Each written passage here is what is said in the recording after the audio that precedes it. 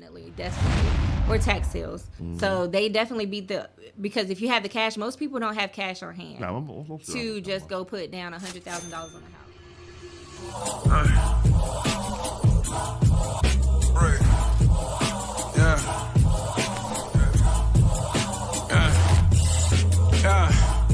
How these losses given but no lessons learned. And how these scars shown but no respect was earned. You choose not to live your life, well that's your concern. But death come for all, my nigga, we all get a turn. How many niggas be the same when that court adjourned?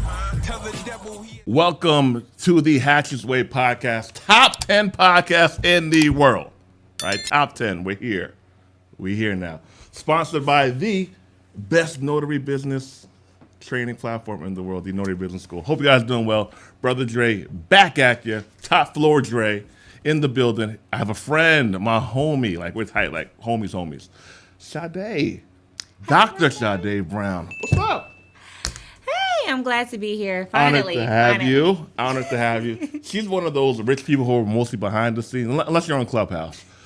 She just does her thing, works, lives, travels, makes money, helps the world, and does it all while looking fabulous.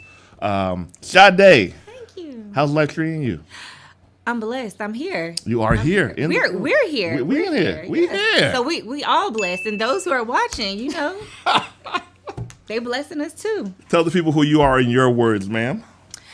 Well, my name is Dr. Sade Brown, as my brother Andre Hatchett has mentioned, and I am a jack of all trades, master of some. So, I'm actually a wife, a mom, as well as a business person. So I own a couple of businesses. So I don't know what Andre actually wants me to talk about today, but I'll give, some behind the scenes on what I do. Get some deets.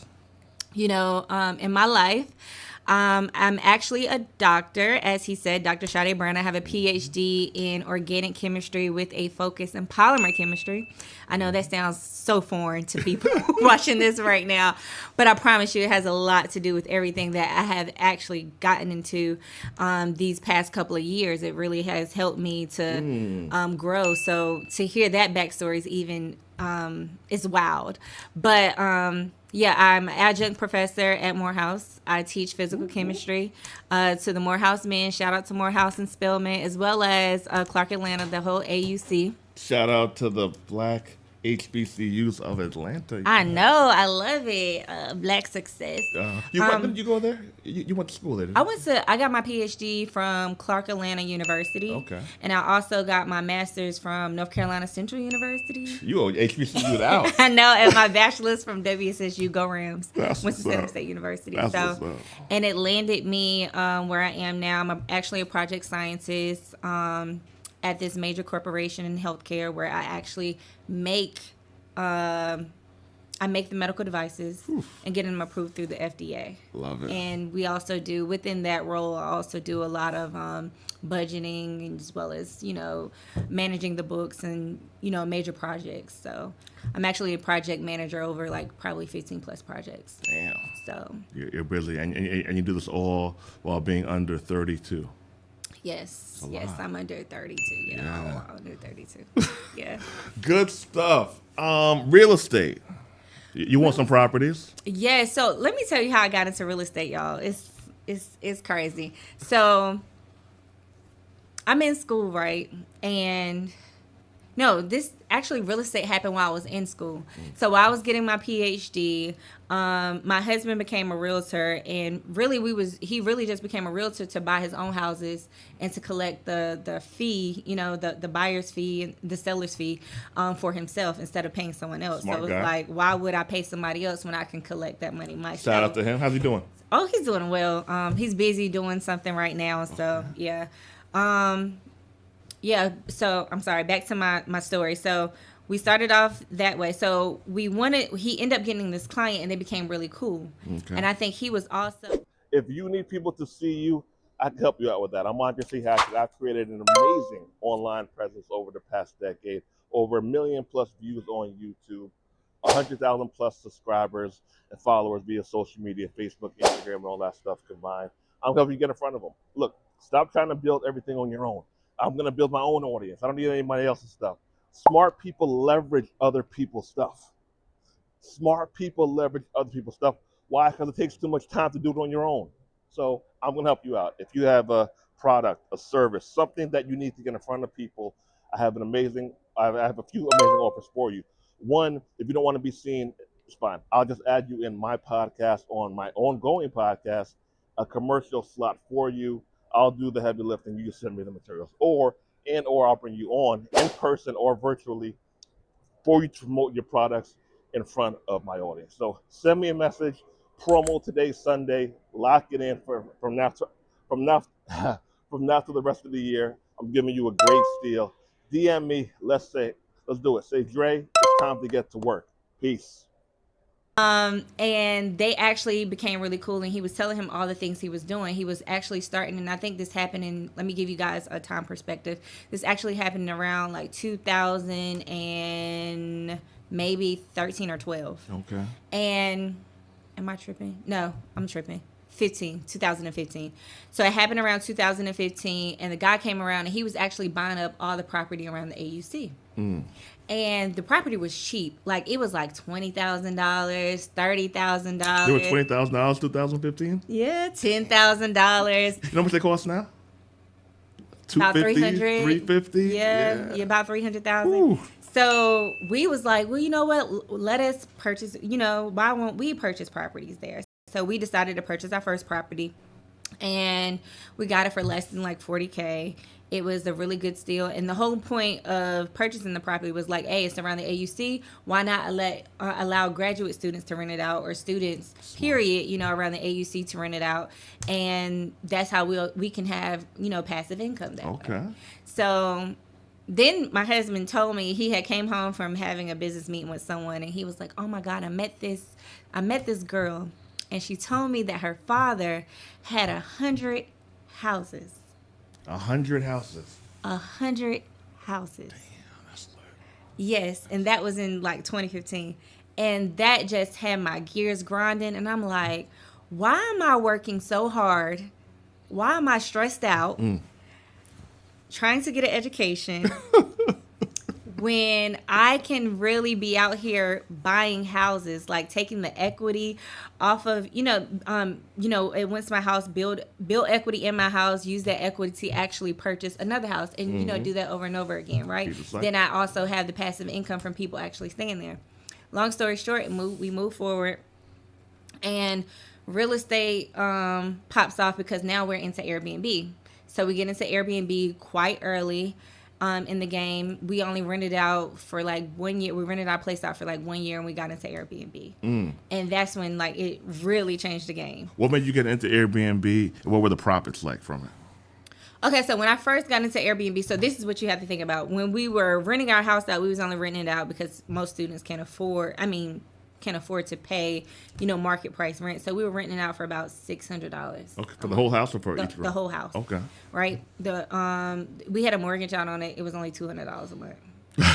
Okay. You were still profitable. Still making profit. It was just like, oh, okay, well, I'll, rent it out for $600. The person who we rented it out to was, down and out. So we was That's very nice of you. Yeah, and God blessed us tremendously from Be a good person. Yeah, definitely. You never know how God is going to turn the situation around for you, and you just going to come back, it's going to come back tenfold. So, all right, I'm trying to figure, got into Airbnb. My brother-in-law, Sade Brown, he actually, told us about it. He was like, hey, I think you guys should be doing Airbnb. It's really cool. And then one of my other friends, they were doing it. They were actually doing shared rooms. Like, he stayed in his house. He had a keypad on his door, and he put keypads on everyone else's door. So when they came in, you had an A, B, C, D. He had a 5-bedroom house. You can actually go in there and you can stay. And when I was over there one day, I saw, like, people from all over the world. One of the guys came in there. He didn't speak English. He only spoke Russian. No, seriously. Like, we could not talk. Like, we could not communicate. Yeah. Like, he only spoke Russian. But I was like, this is crazy. You're literally turned your house into a shared room, and people are renting out for like $60, $70 a night. That's crazy. But if you think about 4 rooms, $60 a night, 60. They all had to share the bathroom. It's kind of like a hostel. Yeah. Yeah. That's either $300 a night, 3 times 7, 21. Yeah, that's bread. It's like 8 bands a month. And he stayed there too. While So- living there. Huh? While He living lived there. for free and made 8 bands or so a month And at that rate. Right. That's not bad. Not bad at all. Would you do that? I couldn't live there, but I'll. No. You need your privacy? No, I need my privacy. And, I'm a little, I can't be coming out and then we all speaking different languages. No, because he also had somebody who was from Thailand in there. Like, United Nations up in that house. exactly. I thought that was so wild, but like my gears started turning and I was like, I can really do a shared room for, a major house. Like, because some people don't care and like, they're just really trying to get a bang for their buck. That's Like, I'm it. only going to be in and out. I'm probably not even going to be here. So I just need a place to lay my head. And, it just all depends on who you're trying to market to. Yeah. And that's where you create your business plan from there. Okay. Are you still in the Airbnb space now? Oh yeah, of course. Fast forward to now, I have 10 properties and I have 5 Airbnb's. 10 properties in total. Yes, 10 properties in total. At 32. At 32. That's pretty lit. Yeah. How did you get to a 10 property portfolio while having a full-time job, while having a husband and a cute baby? That's a lot. Yeah, my husband told me to stop, so I think I'm at my limit now. He said, because I always go and I find houses that could be like fixer-uppers. So we actually spend money on the back end when it comes to, purchasing all the materials and paying the contractor to fix everything and, knocking down walls, building new rooms and whatnot. But I actually went... it made me want to, I was in stocks before then, but we'll get into that or maybe not. But I used all the money that I actually made in stocks, and I actually went and tried to find like properties that people were not bidding on or putting contracts on. So Let's talk about that for a second. Do you mind sharing how much you made in stocks? For stocks, You had a year. I had a year. I made like $250,000 in stocks. Insert the round of applause. Yeah. Congrats. So what was that? Buy and hold, options, all the above? All the above. I usually use it so I think I'm coming back to teach people like how to trade or basically have a trader's mindset, right? So I want you to know like based off how the economy is moving, based off how, the money is moving within the economy, how businesses are moving, what laws are being passed. That's how I make my money. Just being knowledgeable. $250,000. So you took the stock money and you put the stock money into real estate. Yep. So I Genius. took a break because I started seeing I'm like, you know what? I was seeing all the money. I was like, no, the crazy thing is I think I got a little ahead of myself because during COVID, everything had shut down, but Atlanta didn't shut down. No, it was shut down for 2 So weeks. we actually raised our prices because we was like, Atlanta's not shut down. People are going to More want to people come coming here. in, so you can charge more for the Airbnbs. Exactly. Good. So, and most people don't want to be in hotels because you're around other people, who could potentially Yeah. get you sick or whatnot. So, we raised our prices because it's all about supply and demand. There was a demand for housing in Atlanta for you to come stay because everything else around the world was closing down. Yeah. So, why not raise our prices? There's a demand. There's so, a demand. and that's how I look at life. But we actually, when I saw that, I was like, I need more. So I basically generated 4 more. Airbnbs? Yes, in less than. Around that Clark Atlanta University section? No, so I have one. So the prices around AUC had already skyrocketed. Yeah. Right? So we was like, no, we can't buy. I don't like buying in like when the market is like volatile and like people are just raising the prices because I feel like there's a point in the market where it's going to crash and not everybody is going to foreclose, but there's going to be some people who, and I'll go into that. There's going to be some people who lose their jobs, and it's based off of, with the corporate tax, they're taxing big businesses about 15% now. Cool. So some people are doing, freezes. Some people are about to start doing layoffs because that's basically going to affect the way that company spends their money for the next fiscal year. You're right. So now they have to allocate their money differently, right? So who goes first? So when those people lose their jobs, if they have a house, then You're going to need to unload the house. exactly. Yeah. So there's a lot of things, and people move for jobs, and God forbid, I don't want that to happen. But that's when I come in and I'm sitting on all liquid, and I'll come and snatch the house for Pennies on the dollar. Yeah. Exactly. All So right. it's better if you have liquid to get the cash off the auction block before it actually hits the market Yes. for everybody. Yes. Pre-foreclosures beat the auction. The diversity. It's the diversity for me.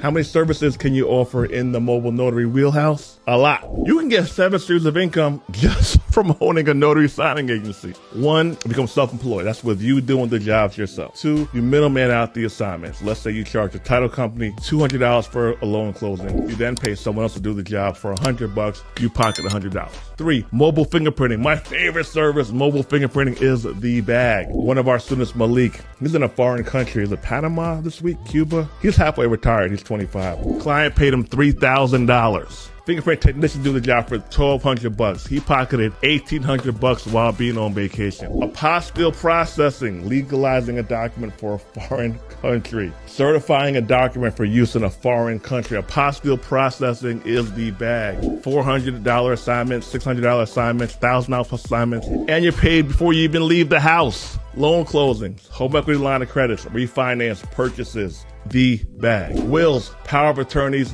living trust, all those wonderful forms. Multiple copies of each. That's easily $200 plus per appointment just for those services alone. Estate plan documents are the bag. As I went through the list, there are so many numerous ways to make money by owning a notary signing agency. Definitely.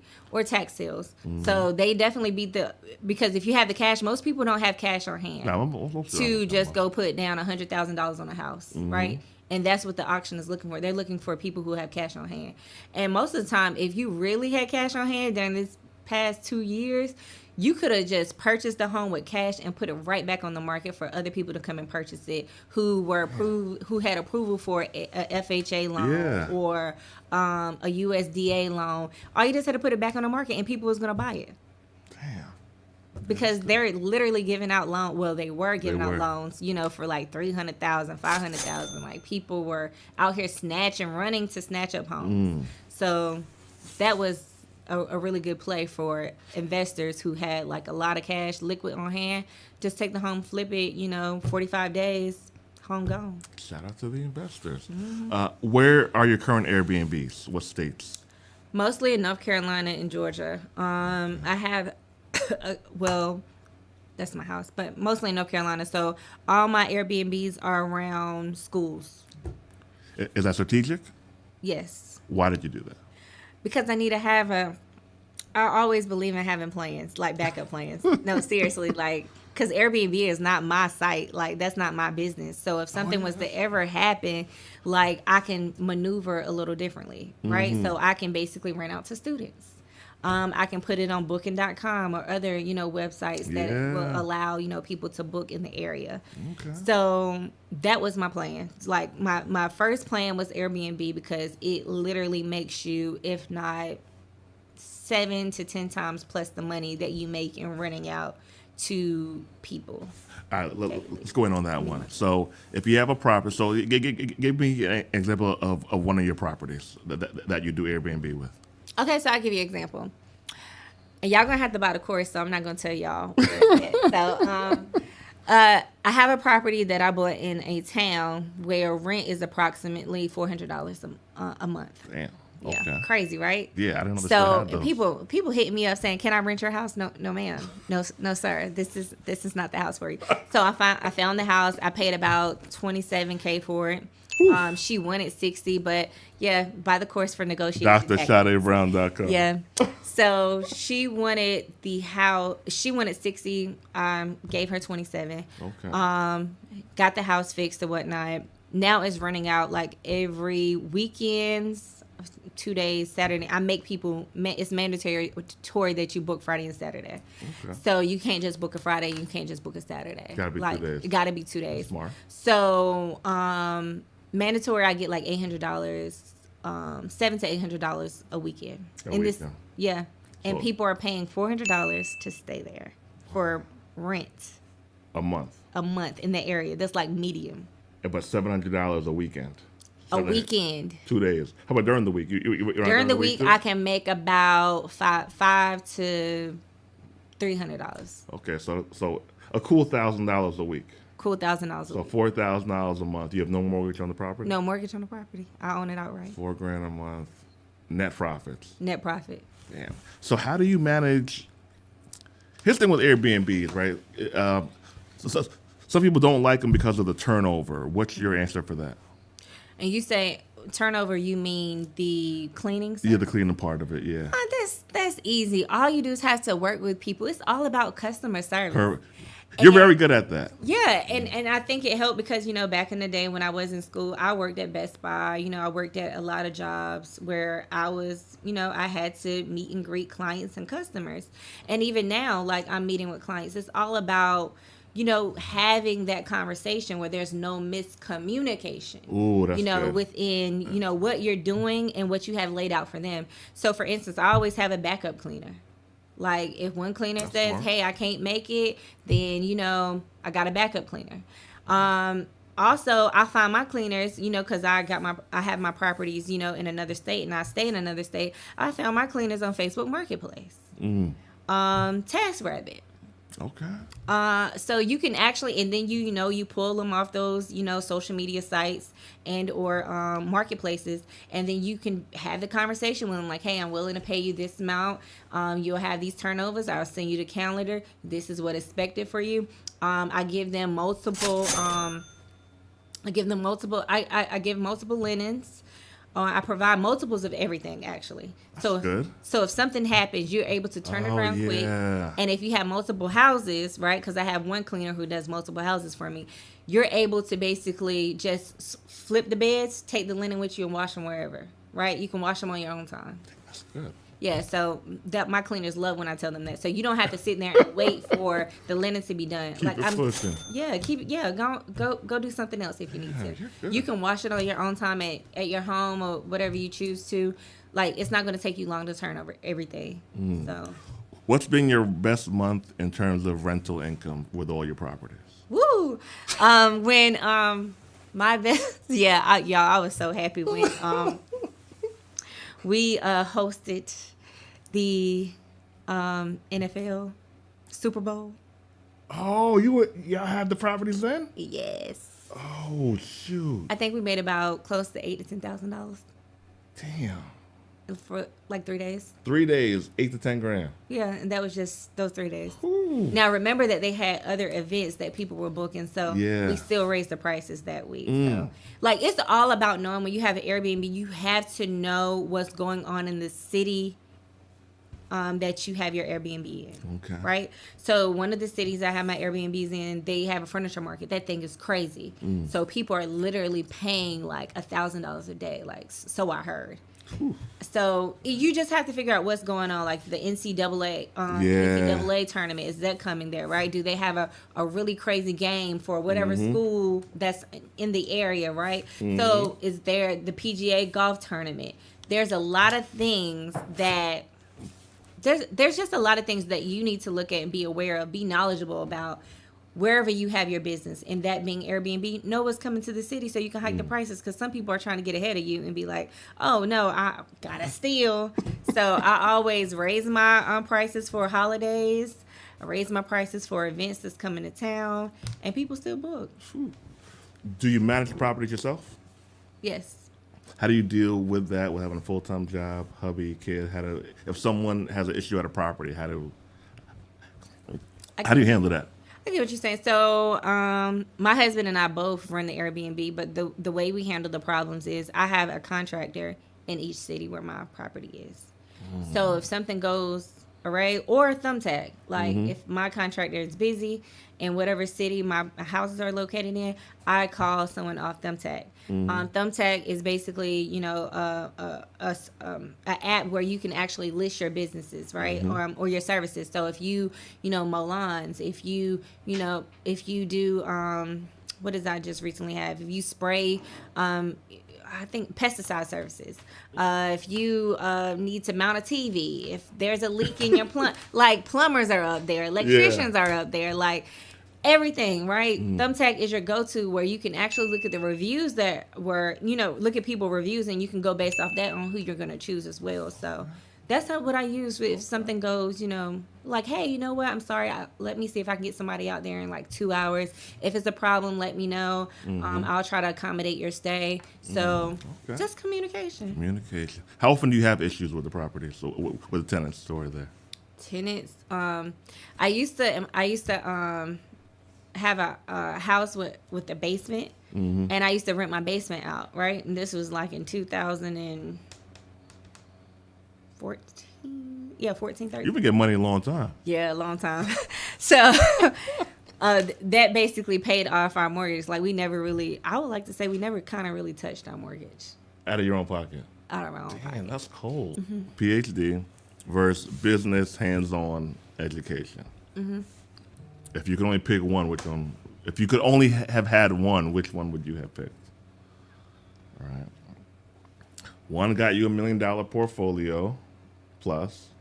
One got you 6-figure plus career for the past, 8 years, 6 years? Yes. That's a hard question. If I could only pick. Only pick one. No college parties either. You don't get to do all that stuff. You're in a fraternity. You're in a sorority too, right? No. Oh, Kim is. Kim. What's up, Kim? So I'll go the opposite way. I wouldn't go professional. Really? Why not? It's really hard because it's like knowing all I know. Yeah. I feel like it kind of positioned me to be where I am. But sometimes I do get a little frustrated. But I'm thankful for the process, right? The process is important. Keep telling God I'm thankful for the process. Yes. But I do get a little frustrated knowing that I went to school for so long. And I feel like I should have went a different direction. What would you have done? Me, I would have been I would probably have been a broker for a bank. I can see that. Yeah. I love trading. Yeah, I can see that. It really brings me joy. Like, out of all things, I love doing real estate, but trading brings me joy. What is it about the trading? It's like a rush, like knowing that you knew this ish, like I knew this. Like, You can curse too if you, like, you don't gotta. No, I don't curse, but just knowing that You don't curse? No, I don't. Ever? It might slip out sometimes, Yeah. but yeah, I'm very Okay. yeah. All right. My language is not colorful. So yeah, it's just like it's so amazing how much information I knew. If I knew that information then, I would have probably been super wealthy. Yeah, super wealthy. Like, knowing how the market has changed. Like, I've always, and I tell my husband this, like, we have two different mindsets. That's what makes us amazing. Yeah. But I always I always like to look in areas, and people really don't understand where I'm coming from, but it's okay. It's a method to this madness. I like to look in low-income areas where grants are available, especially for housing. Yeah. Because you have a lot of people who need housing now, and they have nobody to develop in those areas. Like, most people are focusing and narrowing in on major cities, and they forget about these other, towns where the USDA has allotted a certain amount of money for you to build here, for you to position yourself here. So that's what I'm more focused on. I don't follow the crowd. Like, as soon as they start flocking somewhere, You go somewhere else. I go somewhere else, because that means your attention is over here. Nobody's focused over here. I love it. Yeah. Some experts say single-family houses aren't assets. You would say what? The diversity. It's the diversity for me.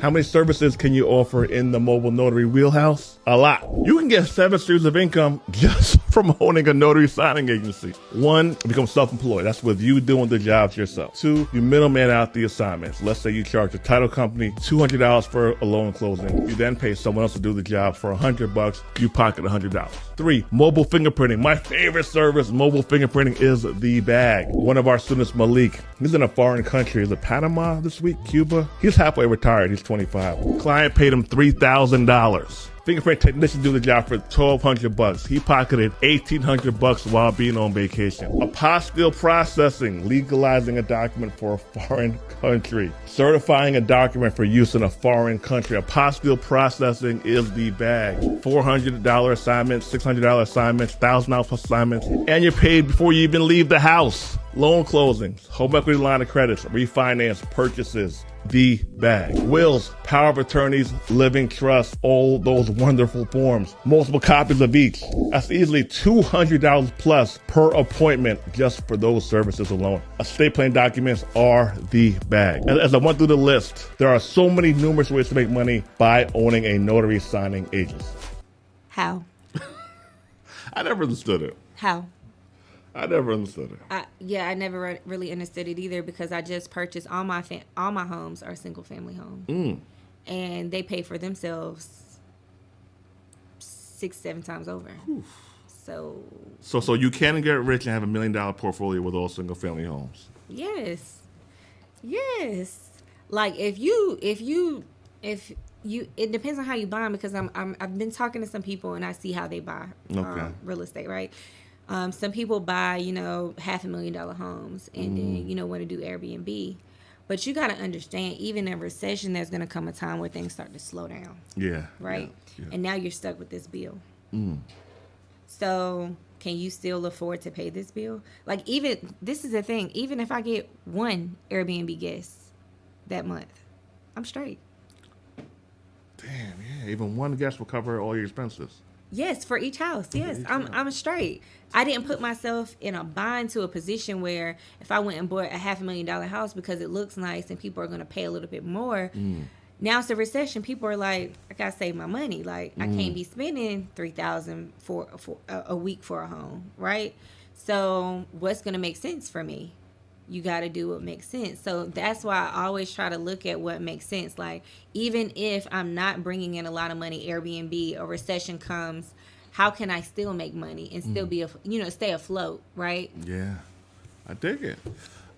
2 buy and hold stocks for the next 2 to 5 years. NVIDIA.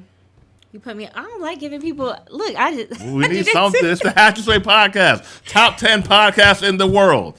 No, I really do not like giving out stock. I don't like giving out stocks. I really don't. Because I want people to do the due diligence for themselves. Oh. Because just knowing what I know, like if something changes in that time period, right? You never know what happens. Like you get a new CEO, I'll throw a stock out there. You tell me what you think.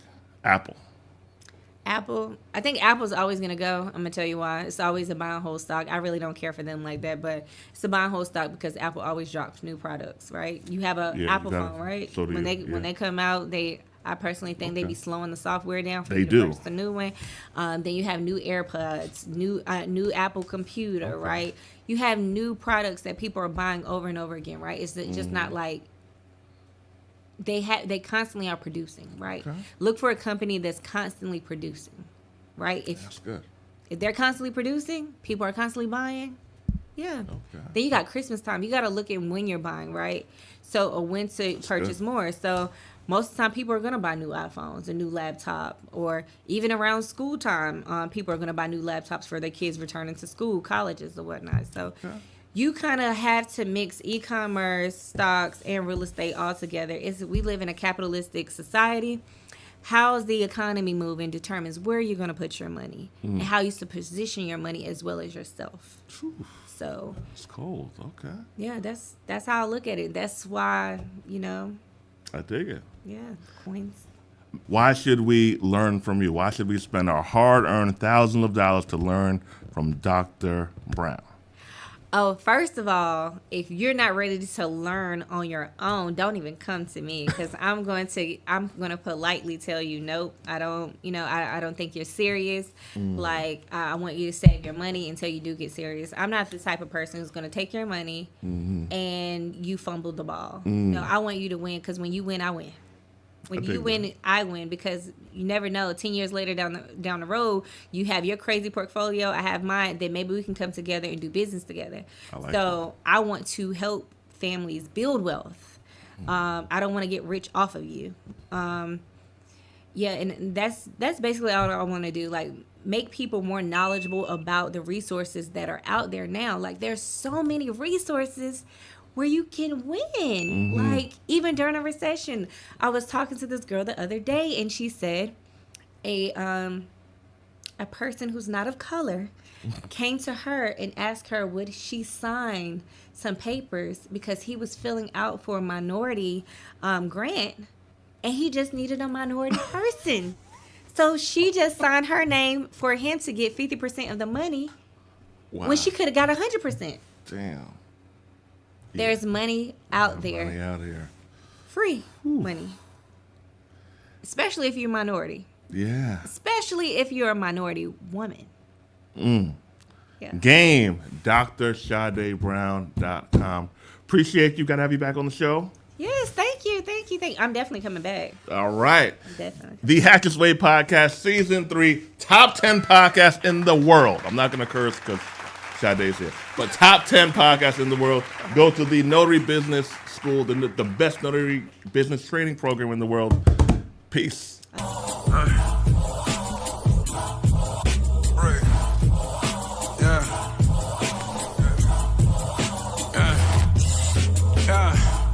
How these losses given, but no lessons learned. And how these scars shown, but no respect was earned. You choose not to live your life, well, that's your concern. But death come for all, my nigga. We all get a turn. How many niggas be the same when that court adjourned? Tell the devil he...